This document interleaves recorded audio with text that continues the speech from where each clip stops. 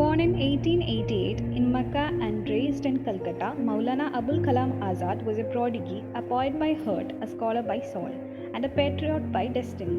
By age 12, he had mastered Arabic, Persian, Urdu, and English, but it was the power of the written word that became his true weapon. At just 24, he founded Al Hilal, a fearless Urdu newspaper that awakened Indians with its fiery articles, spiritual wisdom, and sharp political vision.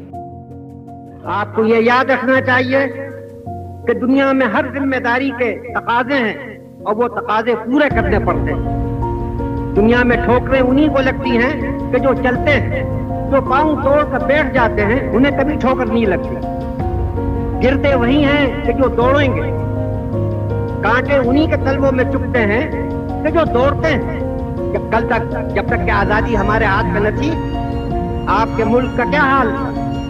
वो अपनी किस्मत का मालिक नहीं था, उसकी किस्मत दूसरों के हाथों में। आपका अमन भी आपके कब्जे में न था, आपकी बेअमनी भी आपके कब्जे में न थी। जब कभी मुल्क में बदअमनी होती थी तो आप अपने तरफ नहीं देखते थे, उनके तरफ देखते। जब आपको कोई तकलीफ और परेशानी होती थी, आप उनके आगे मजबूर होते थे कि अपना हाथ बढ़ाएं।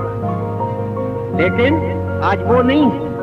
आज अपनी किस्मत के आप खुद मालिक हैं, और अगर आप मालिक हैं और मैदान में खड़े हुए हैं तो ये याद रखिए कि तरह तरह की आजमाइशें पेश आएंगी। कोई भी नहीं चाहता कि अपने को आजमाइश में डाले, कोई भी नहीं चाहता कि गमों और दुखों में अपने को डाले। लेकिन अगर हमने जिम्मेदारी का बोझ उठाया है तो तरह तरह की परेशानियां हमें पेश आएंगी।